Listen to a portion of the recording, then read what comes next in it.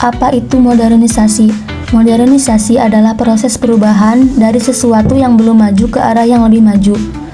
Kalau menurut Surjono Sukanto, modernisasi adalah perubahan-perubahan di dalam masyarakat mengenai perubahan norma sosial, nilai sosial, susunan lembaga yang ada di masyarakat, pola perilaku sosial, dan segala aspek dalam kehidupan sosial.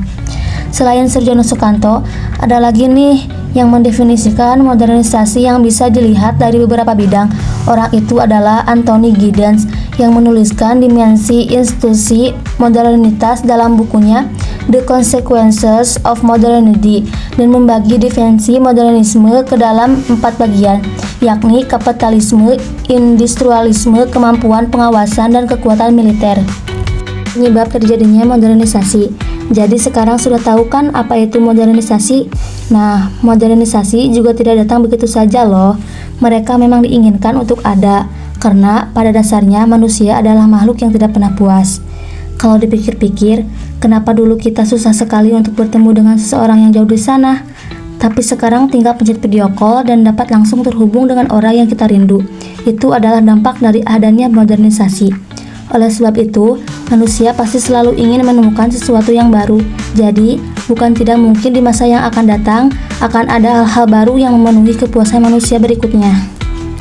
Syarat terjadinya modernisasi. Berikut adalah syarat terjadinya modernisasi menurut Surjono Sukanto.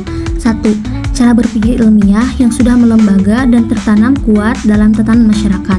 2. Sistem administrasi negara yang sudah baik dan benar-benar mewujudkan birokrasi yang baik pula. 3. Sistem pengumpulan data yang teratur dan terpusat pada suatu lembaga atau badan tertentu seperti adanya Kartu Indonesia Pintar, BPJS, Jam Sostek, dan sebagainya. 4. Menciptakan iklim yang menyenangkan terhadap modernisasi, terutama pada media massa. 5.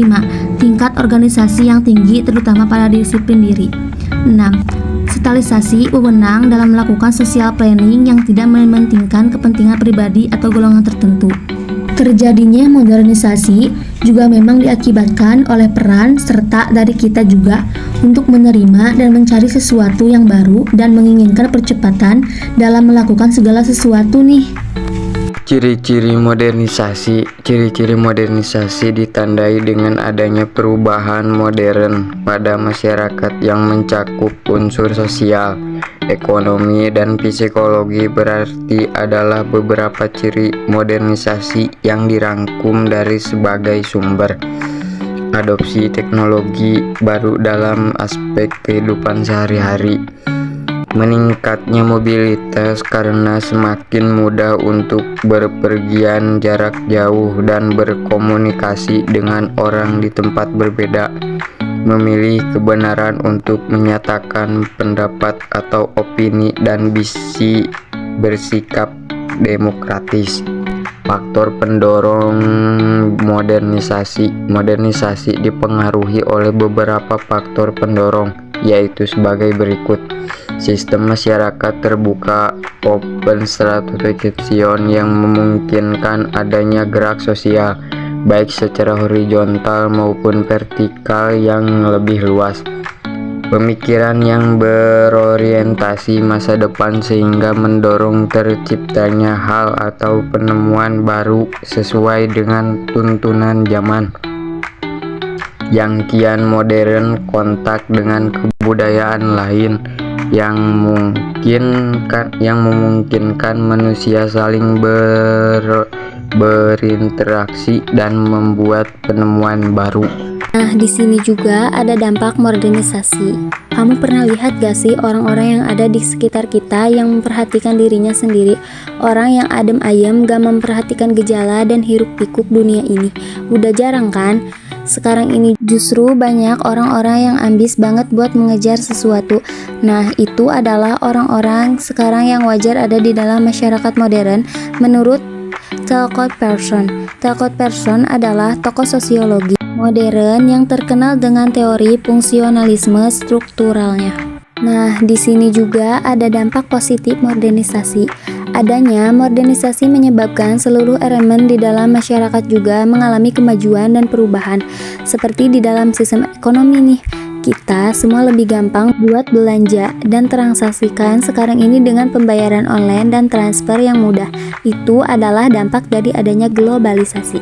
Dalam bidang teknologi dan informasi dapat dilihat dari berkembangnya telekomunikasi, dari bidang kesehatan yang alat-alatnya kesehatan sudah canggih, atau di bidang pertanian yang sekarang ini sudah tidak menggunakan kerbau atau alat-alat yang tradisional lagi, melainkan mesin canggih. Itu semua adalah bagian dari terjadinya modernisme.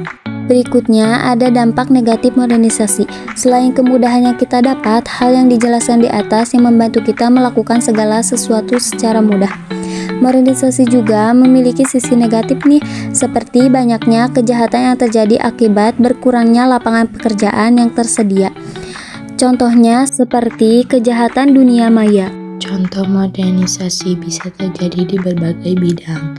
Berikut adalah contoh modernisasi di bidang ekonomi, politik, sosial, perdagangan dan budaya, transportasi hingga pertanian.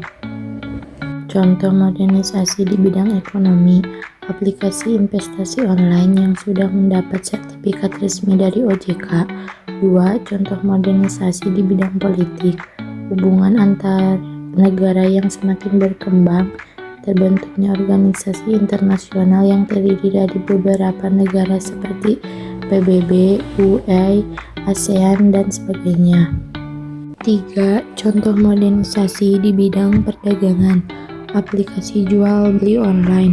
4. Contoh modernisasi di bidang budaya, semakin banyak orang yang menguasai bahasa asing, bahkan lebih dari satu bahasa asing. Pola gaya hidup sehat. 5. Contoh modernisasi di bidang sosial, kemudahan membaca berita dan mengakses informasi di platform digital.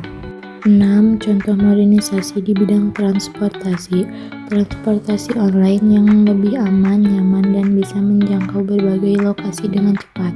Teknologi canggih di mobil, motor, pesawat, atau kereta. Pemesanan tiket secara online.